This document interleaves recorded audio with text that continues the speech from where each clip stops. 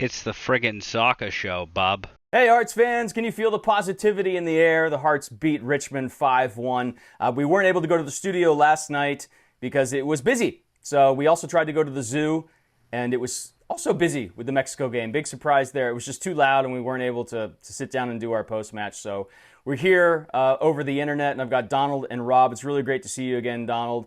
Sean couldn't make it, but thank you for hopping on, man. Absolutely. Super excited to be here. I don't think I've been on since we've changed the name to the Friggin Soccer Show, so I'm excited. It's my Friggin Soccer Show debut. So my friggin It's your debut, is that what we call friggin' it? debut. What did Mitchell say when he got There on you here? He was like, go. long time Welcome listener, aboard. first time caller. Yeah. Well, why don't you tell us how Yeah. you what you thought of that game, man? I'll tell you what. Obviously, we mentioned it last night. It was a huge improvement in the second half. But what are your thoughts overall? Honestly, not even to talk about the play on the field just yet, but just the fan base needing a win, the team needing a win, and not just like a 2-1, 1-0. Like we wanted to like beat somebody and show that we could. So 5-1, I think gets everybody to kind of like exhale a little bit because we're getting beat up left and right from these teams that we shouldn't be losing to. So honestly, just a needed win. 100%. 100%. There's so many moments that I was happy with in that second half, but I do want to give a good shout out um, to Ollie, just while it's on the top of my mind. Did you guys realize how high he jumped for that goal? Because during the live game, I had no clue, but it looks like he's 4 feet in the air to head that. He's so funny too. What was his comment? Like it didn't hurt to head the ball, but like he's being very modest. That was quite the goal at the back post. Yeah. What do you think, Rob? You got to look at it on socials, right? Yeah, I did. Yeah, so it was kind of crazy. Definitely I agree with you during the game. It was very hard to tell kind of what the sequence was going on. And at first, you like sitting in the stands from the zoo, you thought, oh, I just got kind of clipped it, and luckily it went in. But you actually see the video that the team shot from behind the goal. He really like he took that jump at the right moment. He got to the right height. He was in the right place. He beat his defender to the ball. Like absolutely clinical in terms of how you get a ball into the goal using a header. Absolutely great. Should we even talk about the first half? I mean, I do want to point out Diego Gonzalez because I thought he had a great game. I thought he was all over the place. He really made the most out of that defensive mistake, and it was a very poor defensive header in I forget what minute it was from their center back. But he attacked it. He had a lot to do. It's not like it was a sitter. He attacked the hell out of that ball, and it was a great header for the opening goal. But he was all over the place, and he's still really, really fresh for us. So he's just showing a lot of important positive notes, as a new signing. Yeah, I mean, I think that it's definitely worth talking about. Absolutely, in terms of the goal he did score, I think there's a temptation among certain folks to say, "Oh, that was kind of a throwaway goal from Richmond's point of view," but I think it was a good kind of prequel to what was we were going to see in the second half from the Hearts because we saw Diego kind of run right at the goal, kind of just try to get his body down towards the opposition half so that way we could get a lot of bodies down there, make things happen. And because of that, when they tried to clear that ball, Diego was just right there. He was able to head the ball, get it right in the goal. And it's because of things like that, just making sure you're gonna run at the goal, make sure you're gonna be present in that moment, present in the attack. You get opportunities like that. It was a good goal to start off with. But to be honest, if I'm gonna say in terms of the goals we had that night, I think as we went on, we saw more impressive goals as the night went on. We even finished with a corner, which was crazy. No, that's true. And I'm just curious, like, how much we focus on the first half at all, because the first half was, I would say, kind of more of the same from the Hearts. I mean, we had a defensive error, miscommunication, it looked like, between our center backs with Green and Fay, who we don't usually see them starting the game. So they have played together before, but them getting the start and not seeing Breck was kind of a surprise. But other than that lapse, where they allowed I can't remember the striker's name, but to kind of get between them, and then there was a challenge, and then I think there was a withheld yellow card. So a lot of people didn't know what was going on, but they took that chance, and we didn't give them another one. But I just want to say, like, we got to see a bunch of the players after the game, and Joshua Drack, what he said stuck with me. He's like, what do you say? No more of this jersey shit. No more of this cursed jersey shit. Something along those lines. So, did you hear that, Donald? But I'm like, yeah, let's not really spend. Or he said also, let's hear. I want a positive episode this week. That's what he said. So, I mean, anything from the first half, Donald, other than what I mentioned. Yeah, we had some defensive lapse, but like, can we just get to the good stuff in the second half? Yeah, I mean, I did like at one point we started chanting from the zoo. It's not the kit. It's not the kit. So just going off like that, but which was great. Yeah, I mean, kind of the brain fart that happened there toward like with the two defenders. Like, other than that, I actually kind of liked defensively how we were playing. It felt like we had more people behind the ball. We weren't allowing ourselves to get caught too far high and having a lot of like fast breaks. I mean, there was a couple occasions where that happened. I felt like we recovered well, but it just felt more compact when we didn't have the ball, which I prefer rather than out of place and those counter strikes. And then now you got like the front, they're bringing the ball down and they're just against our back line instead of having to hit like the midfield and even some of our our strikers and stuff at first. So I like to see a lot of that today. Thoughts, Rob? Yeah, I mean, I think my comment I would take from the first half is we did look a little slow. That was honestly my thought. And honestly, I don't know if that's just because of how fast we were in the second half that I feel that way. But, I almost wonder if it was, in hindsight, maybe a slight tactical decision to run slower in the first half. We know the Hearts are a second half team. They've long been a second half team. By letting our guys kind of go at a slower pace in that first half to save all the juice for kind of the 50th minute on. I think we really saw a lot of benefit out of that. When Richmond was really kind of, the tank was empty, we just could absolutely go out there and destroy them. So that's really my only comment on the first half, to be honest with you. Yeah.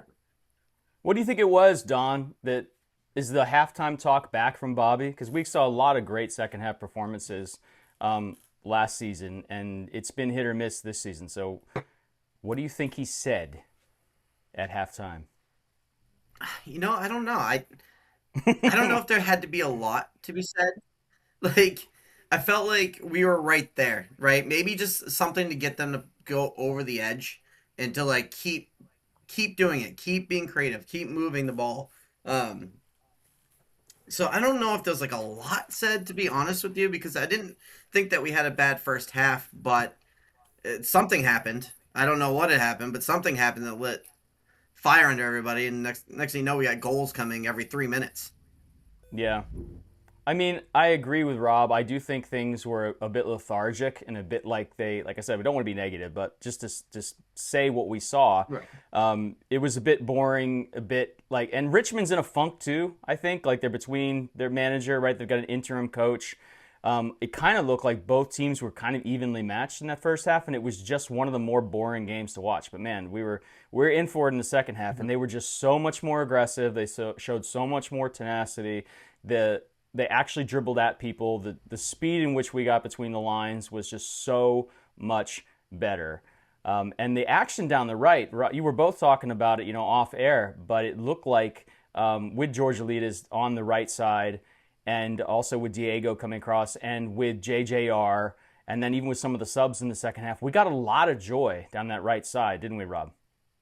Yeah, I definitely. Like, it was a really nice run and play down the right. I think Hearts fans are very used to the left just because of our experience in the past going down that side. But I do think, one, we have players like JJR who are coming back from, injury and starting to show what they can do on that right side. But then also, we've seen this a few times this season. I think there's a tendency among our opposition to usually try and focus their defensive efforts on that left side. I think we saw a good amount of that in the first half last night. And that kind of gives us the opportunity to kind of rewrite our playbook and surprise a lot of teams. And the fact we're able to have players that can pull off plays over on the right is I think, starting to pull the wool over a lot of teams' eyes.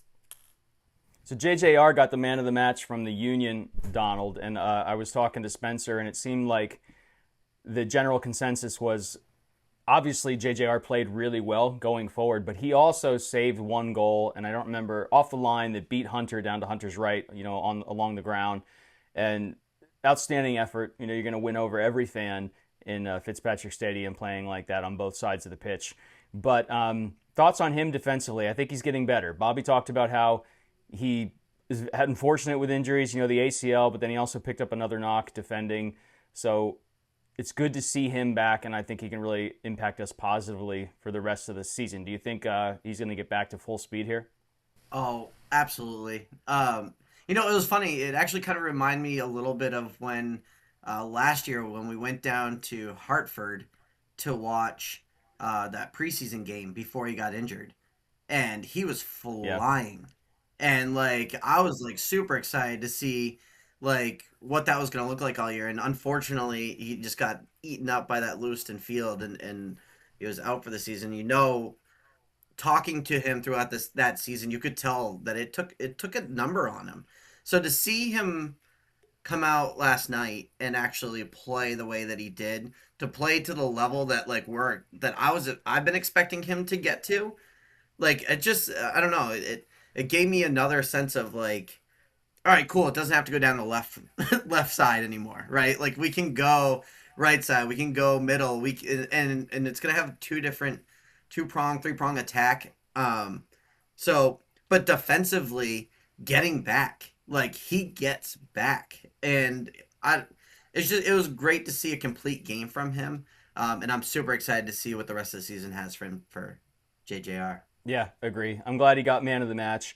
I may have told Abu in the end of the game that he had got man of the match, and I just thought he was going to be given it because he scored a brace. So sorry, Abu. Definitely in the discussion. It was a brilliant performance, but yep, JJR, your Diego Union man of the match. I also thought we looked so much better in midfield. I've been talking about the number problem in midfield where I wanted us to overload it to the point where I was worried about our formation. Just what could we do to close the gap between defense and offense and actually look like we've got some bodies in there. But it was much better the second half. And that I wanted Rob, he was your player of the match, was Diogo Barbosa. So talk to me a little bit about his performance, because I agreed with you, it was probably his best one yet in the Hearts kit. Yeah, we've seen some interesting performances from him. We've also seen, him be too aggressive on the pitch very early on. And he's one of those players. We talked about this last episode. The thing the fans are looking for is an upward trajectory, both for our team, but then also for our players. He's someone that after last night, I sit there and I really do think, wow, he's really grown since his first match from us. Last night, he was the guy out there kind of putting in that effort. Honestly, I think filling that Mikey Lopez role, really going out and in moments where everyone else was kind of slow, needing a pickup, you saw him make the attacking runs at the opposition players, work the ball down all the way to the goal. I think he had one or two good shots last night. I think he's really putting in the effort. Yeah, he's really putting in the effort. An excellent work rate last night. Really great tenacity. And I hope he can build on that. I think that by having him in that position, in that midfield slot, we're going to feel a lot more comfortable with Mikey Lopez taking kind of a nice slow recovery that sounds like he kind of needs right now. No, I agree. Well, let's talk a little bit about those goals. I mean, the second one we mentioned a little bit with Ollie out and coming back on the left side. But also, was that JJR? JJR had the cross, didn't he? Yep. There was also some joy on the left, because I know we talked about the right, but I think it was Diego Gonzalez, who actually had a nice little Ollie-style back heel to Ollie, which allowed Ollie to get around the corner. Yeah. And Ollie's cross was not dealt with very well. I think it may have been Vinberg, who we loved having back at Fitzpatrick Stadium. I feel bad that he, I'm glad the error came our way, but I will always have a soft spot for that guy. But anyway, Vinberg, I think, deflects it on goal, and the keeper has to make a decent save. And then Georgallides is there to clean up. And that's the third goal of the evening. So, and at that point, it seemed like the Hearts were through. And then I originally thought it was Michel for the fourth goal, who played Abu in between the center backs. Abu makes a nice diagonal run and is able to round the keeper. But yeah, it wasn't Michel, it was Georgallides again. So he really was everywhere. He really, really had a great second half. And then the fifth goal, we scored on a corner. Can you believe it? Another defensive lapse from Richmond, but what matters is Abu is there to put it away. So, I mean, can you say enough things about the Hearts in this second half, Don? I mean, look, you got to be in the right place at the right time to make goals, right? I will say I felt like 3 of the 5 goals were Richmond basically giving us goals. Like the first half goal was a header right to our guy who put it in. The goal that off of Ollie's cross, like it felt like the defender was trying to score for us, and then it bounced off the goalie, and then we scored. And even that corner, like just the defender whiffed on the ball, and it ends up. So, not trying to be negative about it. I'm grateful that we got 5, but like Richmond definitely helped. I thought 2 of our goals were wicked good. That first one to Abu. Like that. Who was that? Was that Barbosa or that put that ball in, or was that Diego? Which one are you talking who about? Put that ball into the one that you're talking about Abu's Camara, first goal. That first touch around the keeper. Oh, that was Georgallides. Go ahead, Rob. Yeah, it was Georgallides. Yeah. Yeah. Okay. Yeah. No, yeah. I was just gonna say, I kind of disagree with Don a little bit. I get what you're saying. That yes, there were mistakes made by Richmond last night, and that is true. No disagreeing with that. But at the same time, it's all about placement on the pitch and running at the goal. Our first goal of the night, that only happened because Gonzalez was running at the goal. Same with Georgallides later on in the evening. Like both of those happened because they were running at the goal. They were trying to get their body down the pitch to be in an attacking position. I don't know that we've seen a lot of that this season. I think we've seen a lot of guys say, this is my zone on the pitch. I live in this zone. I'm not leaving it. We didn't see that last night. We saw guys say, you know what? The action's down there. I'm going to go follow the action. And it was done in a coordinated way where I don't think we left a lot of room for Richmond to really kind of run past us. There was that one goal that happened, sure. But overall, I think we did a very good job at saying, now is a good time for me to go become aggressive and go down there. And, when Richmond screws up, I'm going to capitalize on it. Mm-hmm. We talked earlier last week and in some of the down form that we'd like to see these players play with passion and with joy. And it certainly seemed like that happened in the second half. And it was just every goal allowed them to play more freely, faster, pressure, enjoy themselves. What's the key to continuing this? Because obviously other teams aren't going to roll over the way Richmond did. I'm not saying that Richmond's terrible, but they're not Omaha, who we did really well against. They're not Spokane. They're not Boise. And who knows, in this league, the whole table could turn on its head. But there's certain teams that seem to be doing better than others, and we've been towards the bottom. But I think if we play like that, with the joy, with the passion, with the tenacity, I love that word, Rob. There was so much tenacity in that second half. I think we'll be back. Damn the injuries. It was great to see Mikey Lopez back, so maybe we're through some of those injuries. We should definitely talk about Lopez. He's a huge impact when he came back on. But, Rob, if you had to put we're just guessing here, pulling at straws, but, why do you think we played so much more aggressively in that second half? I hope to think it's not just, we showed up, that night. It was magic. How do we bottle that? How do we get the players to play like that every week? Tough question. Yeah, I've been thinking about that last 24 hours or so. I don't know that I have a perfect answer, but I'll tell you what I saw last night that I haven't seen, and that's the guys feel comfortable playing at fast speeds. There seemed to be a general consensus among everyone on the pitch that, we are able to play this game at a faster speed than we've allowed ourselves to play for the first couple months of this season. I think if they can keep playing like that, they can make those sprinting runs down the pitch and be confident that when they get to the end, they can make a pass or they can move past a defender or they can go through a defender. They'll be able to get to the goal. I think there's been a little bit of an apprehension. We've heard that guys have been taken a while to kind of take to Bobby Murphy's system of soccer, which I do think is a fast system. It's one that requires you to move down the pitch really quick. I think we're starting to see guys get more comfortable with that.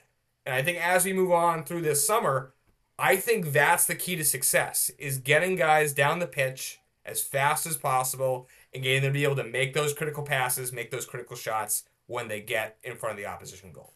Do you think there's a way to bottle this, Don?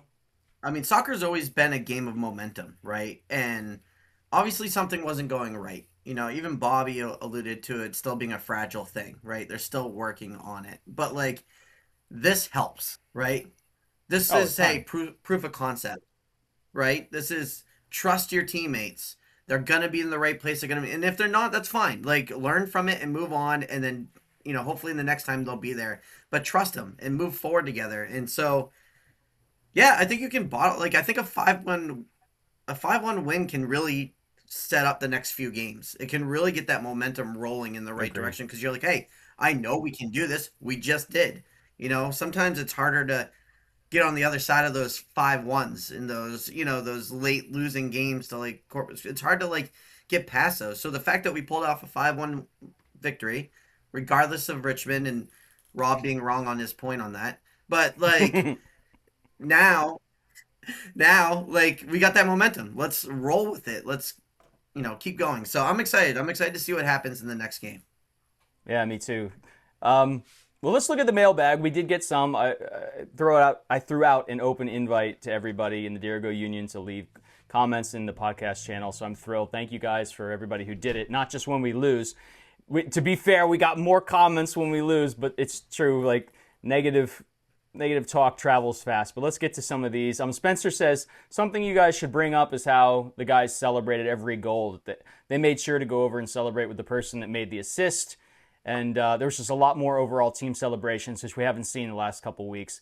We've scored in which we scored a goal. It's just really nice to see, and that got upvoted. I don't know what you call it in Discord, but it got the thumbs up from quite a few people. So yeah, Spencer, totally true. The second comment I'll read too, because it's a follow-up. He says, "That's so true, Spencer." Says Nate. I noticed that after Ollie scored, he didn't do his golf swing celebration. He went over and thanked the assist man. Which, let's see, that would have been JJR, right? He went over and celebrated with JJR. It just reminds me of how awesome Wada is since last year when he did the polish Ollie's boots celebration after Ollie gave him the assist. Yeah, that's chemistry. That's bonding. That's being a team on the field. So yeah, I mean, any comment there, Rob? I think those comments are dead on. Yeah. I mean, a lot of this game does come down to interpersonal relationships between players. I think that having the guys feel comfortable enough around themselves that they want to share in their success with each other is a good sign. There was some speculation, especially after the Brooklyn game, that maybe there were some issues there. But, last night at least, I think everyone was really happy for each other. And as a fan, I love to see that. Agree. Jason Walker says, a few things I noticed from the first half was Ollie throwing his hands up when he was running down the opposite side of the pitch and the ball wasn't played across the field to him. Hunter yelled at a couple players when the ball almost got through and another player pulled him away from Hunter. Obviously, it's frustration after the goal was conceded, but do other teams pick up on this energy and use it to attack more? Thanks, guys. No, thank you, Jason. I'll answer that, and then Don, love your perspective. I personally don't really care about Ollie throwing his hands up because I don't think anybody's more committed to this club than Ollie. I get what you're saying, like that you don't like the way it looks or you're worried other teams would pick up on that. There are different kinds of players out there. I mean, I don't think at this point Bobby has a problem with it because I think he would have told Ollie by now. This isn't something new. I think Ollie's just genuinely frustrated, and there's going to be people on both sides of that fence. Like, I see it as passion. Like, I'm not really that ticked off. I can see your angle that if other people were seeing it as like, oh, just get your head up and go again. And there's just, I don't know. I grew up playing the game. I've run across lots of people who respond that way. I certainly had moments like that. And there are players that just never show their emotion, and it's just next time. And I think Ollie is an emotional player. I personally like it. I'm not too worried about other players picking up on Ollie's body language, but when the team starts complaining or getting at each other, when the defense turns around, I think that can contribute more to that. And I just, Luckily didn't see as much of that last night. But yeah, Don, what's your perspective? I'd be happy to hear another point of view. I think it's the moment, right? Like him doing that against like Westchester, like that's not going to look good. Everyone's already feeling down, and then you're seeing someone do that and throwing their hands up. Like it's not going to help. That's fair too. Like the morale situation move matters forward, a lot. right? Right. But like when we're up 2-1 or like we're tied 1-1 and he feels like there's like a pass should go a certain way that will put him in goal, like fine, I'd be frustrated too because I want the player to know, hey, next time look for this because this was a good opportunity and you missed it. So yeah, I don't necessarily hate it, but I do think there's a time and place for it. You know, nobody's watching this show to hear my soccer stories at all, but like I can identify with this a little bit, and looking back on it, I was probably wrong. This is this is like after my playing day, my serious playing days, but in adult league soccer up at the pitch in Warren, Maine, I actually pissed off a teammate so much that he left the team and then was bad-mouthing me in a forum. And I had no idea because it didn't occur to me. What happened was when he didn't pass me, his name was Frank. I hope Frank, he could listen to this podcast. Who knows? Maybe he'll reach back out after years. He'll be a long-lost friend. I love you, Frank. I wasn't getting the ball from Frank, and I was just like vocal. You could hear it across the pitch. I'd be like, God damn it, Frank. And but to me, it's when I would say that, it was I'm a competitive person. It was to the team. Like I'm not speaking, like Frank is pissing me off because the team's not winning. It's not about me not scoring the goal because I'm open. It's just that the team doesn't get a goal because Frank won't, like, you know what I mean? But not everybody's going to take that the right way. And there's people right now who are listening to this who will probably identify with me. And there's also people listening who'll be like, dude, Charles, you're a dickhead. Like, poor Frank. And I get that. So, but Charles, I know that I think we're all shocked to learn that you're a competitive person. Yeah. Well, anyway. It's for the people. So anyway, it's a dumb story. It's not really that relevant, but it's my experience that when you're passionate and you're thinking about the moment, like I know I was not out to hurt Frank's feelings at all, but looking back on it, yeah, I wasn't very compassionate. But to me, it was just about the game. Like it was just, and that's at an amateur level, right? That it's just like it's just about winning the game and having fun. But you know. I get it. I totally get it. So write Ollie a letter. He'll probably write you a really nice letter back with a drawing of his hands up in the air. I don't know. All right. Let's see. Is that Nate too? Gower? Sorry, buddy. He says, I think the game plan was obviously long diagonals and balls over the top to the wingers, into the wingers and fullbacks. First half, a lot of the changes seemed to be struggling to get that going. Once some changes were made, though, for more experienced players and factoring in the tired legs of the wide players, we started to exploit that space much better. I think the first half was battering the door, and the second half was when we finally broke through. Yeah, don't disagree. Rob, the only thing I would say there is I don't think we continued to do the same thing. I think we really changed the way we played the second half. We did play long balls the first half, started to get some joy from those in times, but I think we played much more through the middle, on the ground, with pace, breaking lines. I think we changed it up in every way. We bettered our play in every way possible that second half. Yeah, you know, I would tend to agree with you. I think that certainly I agree with Nate. You know, we definitely did play the long balls. We did the diagonals. We were playing the ball higher up than I think we typically do. You know, typically when we pass from the corners, we keep it very low. We saw a couple balls, you know, go up in the air this time. But yeah, no, I agree. I think we played very differently the second half. I think that maybe it was the same system, but in that second half, for whatever reason, we said, oh, I get what you're saying now. I understand what we're trying to do here. And yeah, it was night and day for me. You know, much faster, much quicker, you know, exploiting spaces, you know, forcing Richmond into positions where they weren't able to kind of turn as quick and get back, and we just ran right past them. Yeah. Yeah, agree. Well, we touched on the right side a little bit. Last comment here is from Ryan Scott. Thank you, Ryan. He says, the right side seemed great last night with JJR, Tinos, Diego, and Abu playing well off each other. The left side still looks stuck, though. Ollie didn't get the ball that much, and when he did end up When he did, he ends up going backwards. The commentators said at one point before Ollie's goal that he'd only had 9 touches so far in the game. So I'm curious what you guys think of that. Yeah, I think we kind of touched on that, but he didn't have as many touches on the left side, Ollie, to your point, and we did get a lot of joy on the right side. But I think that it doesn't need to be all left side. You know, last year when we're looking at criticism, because we're the jerks online, we're trying to criticize the team constantly, I guess, but we were talking about how maybe too much play came down the left. Were we too predictable? I mean, we bite your head off for a chance to have Messer and Ollie this season, but we did talk about that last season, right? So I'm not going to complain that the attack came down on the right side and that we saw a lot of chemistry last night on the right side. I'm like, yeah, bring it. Give me more. Ollie and Drac will have their nights, I think, and that set's third goal, like I said, was Diego coming across and very much Ollie style, backheeling a little touch to Ollie, and Ollie got down, and it resulted in a goal. So I would argue that he didn't have as many touches on the left side, but he made it count in that second half, and we got to get that right side firing too. So I don't see anything concerning from my point of view that more of the action came from the right side. Any thoughts on that, Don? No, not really. I mean, all we had on the right side, up until this game has always felt like JT cutting in, right? Going to his left foot. So it's nice to see a little bit different there, because it's like, I mean, I would imagine that Richmond's game plan was, let's shut down the left side. Let's not let Ollie do Very it, right? possible. And then when JT comes on, don't let him cut in.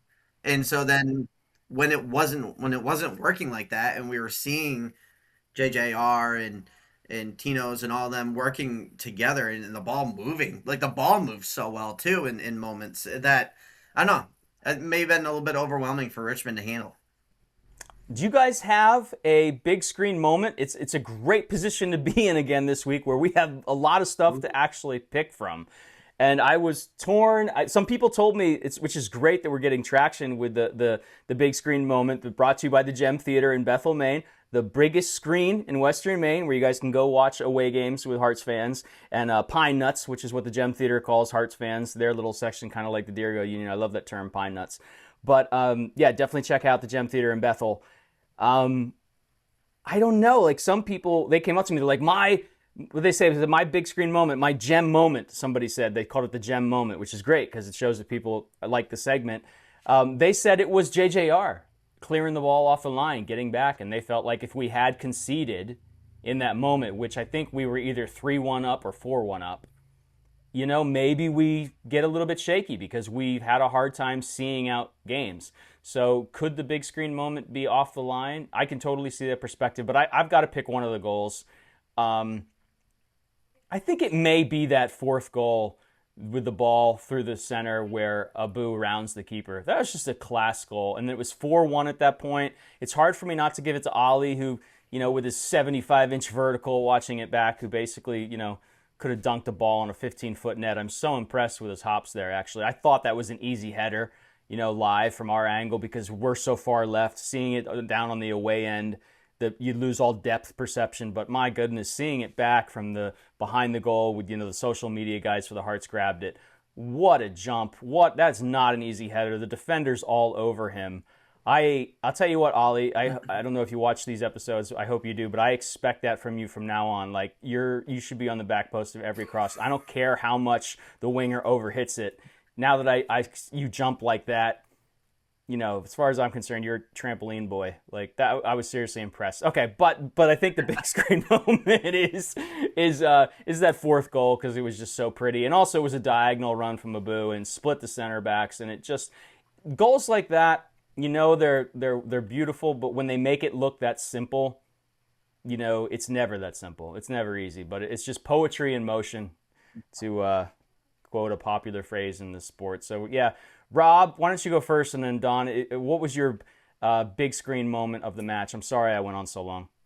Yeah, we kind of brought it up already, but I do think it was that defensive move by JJR. There was that moment very towards the end. I think for me, you can forgive one goal getting scored when you get 5.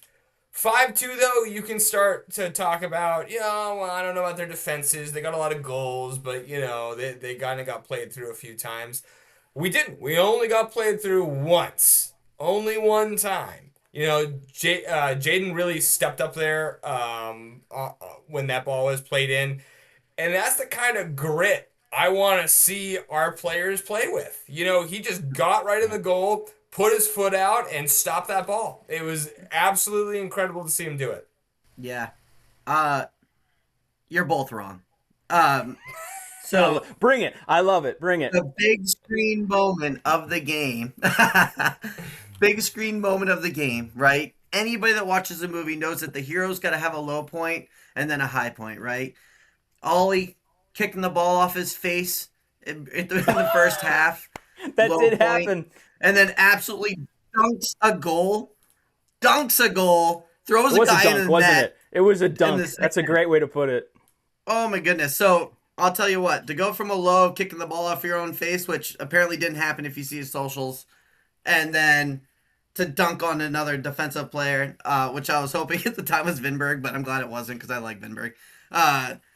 It was great to see. So that's my big screen moment. I love it. I think that's a really good shout. I actually completely forgot that Ollie kicked himself in the face, and it was over my silly, dumb little head. I think one of his comments. Now I get it. Shame on me. But we don't have Sean here tonight to talk about a pint of positivity.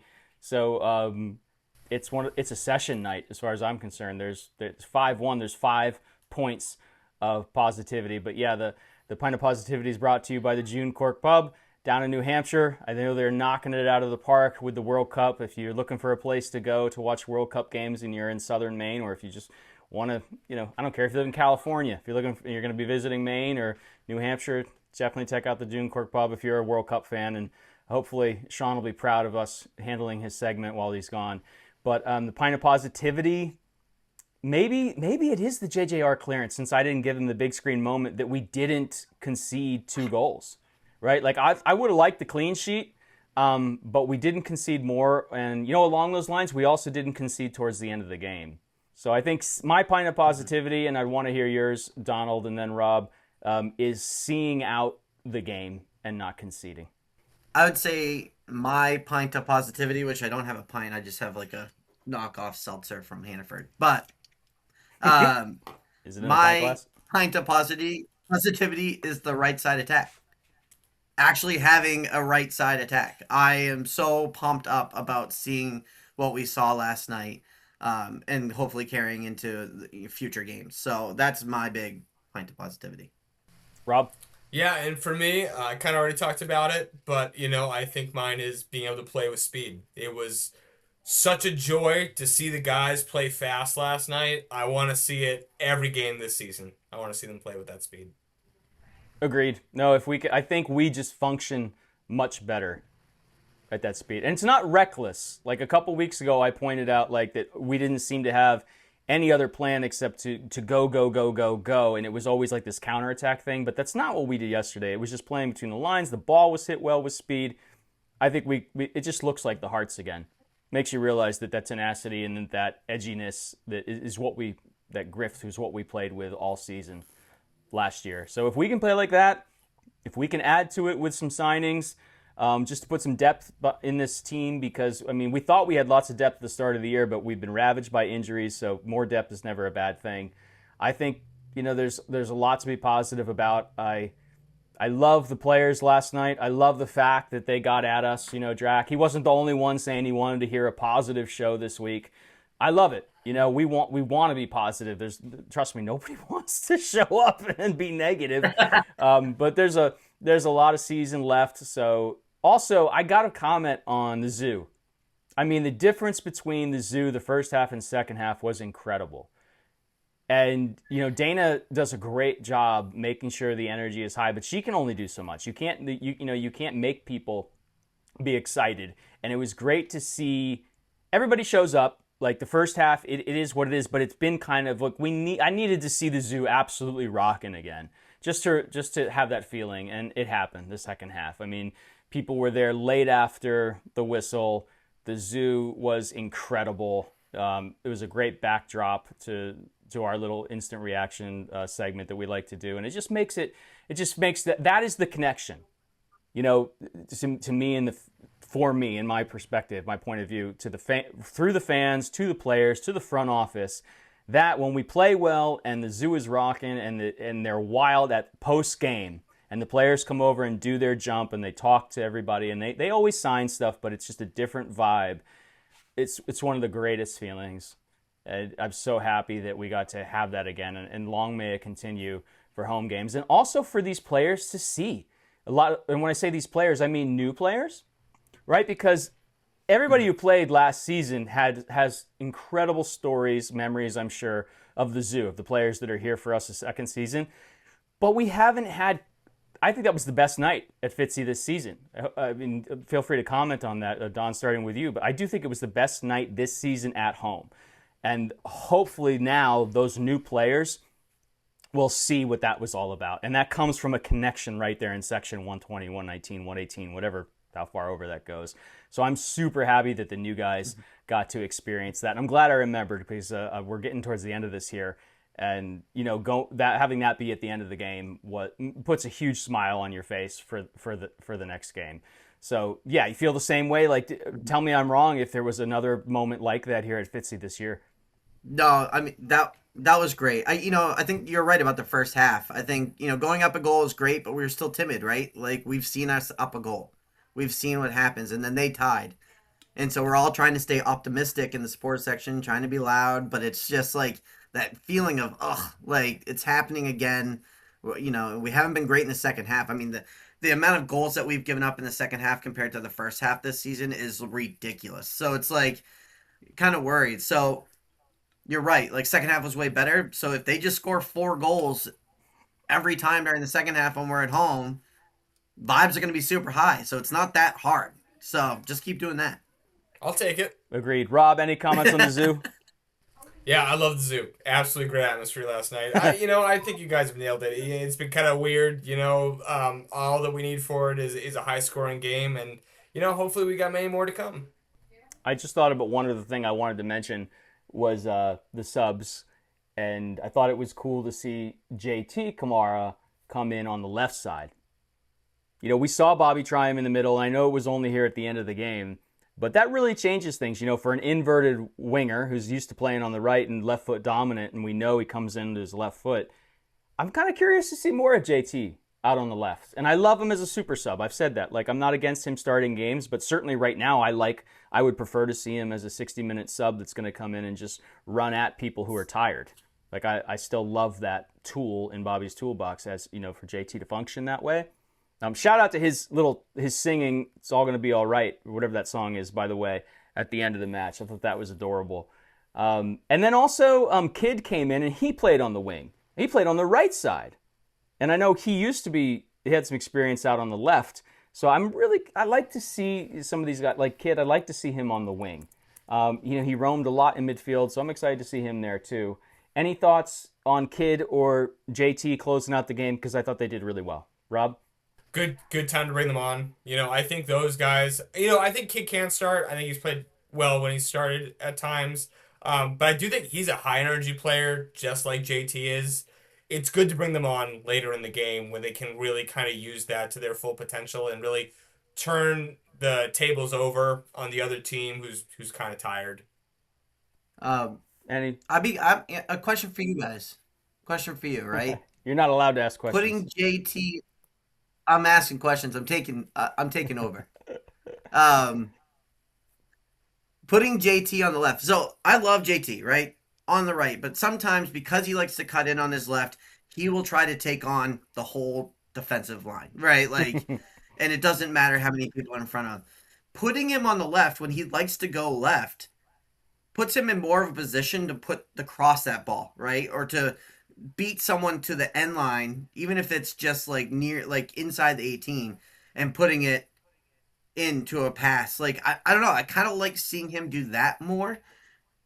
Yes, he scores, right? Like, every now and then, but I think there's more opportunities that we lose because he's trying to take on 3 people, where if you put him on the left side, maybe he's not so act to, like, go into the middle, right? So what do you guys, I'm curious to your thoughts on that. Yeah, I don't think I'd play him there for longer than 20 minutes. which, I mean, he's a super sub, so, I mean, that's probably all he'd play in that spot. But yeah, I don't know how natural he is in it, just because we've really only seen him do it for very short periods of time. But I don't hate it.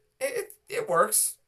I like it personally because I'm all about, like, I think it kind of flips the script on its head right now. I mean, if you have teams that know exactly what JT is going to do, which that seemed to be the case this season, putting him out there flips the script on its head. You don't know, but to that point, it might neuter his abilities. You know what I mean? Like, he may not be able to impact play that much on the left side. I don't feel like we've seen enough of him out there to have an opinion, but because we're at this point, I want to see the shakeup. I'm not against it at all. Just want to see more. Alrighty, well, I think we're going to wrap this up. We'll keep it 10 minutes under an hour, which is really, really good for us. So thank you guys for listening. And I would say to everybody out there, you don't need to hear it from me, but enjoy this. We've been craving to have a good result, especially at Fitzy, and we got it. So definitely bathe in the positivity, soak up the good vibes, and be ready as our players go off for, like I said, I think it's a mental health break. Perfect timing, and hopefully this can be the jumping off point for the rest of the season. Maybe we can go and still get that home spot. Don't lose hope yet. So thank you, Rob. Thank you, Donald. And let's end it here with a Up the Friggin' Hearts. Up the Hearts.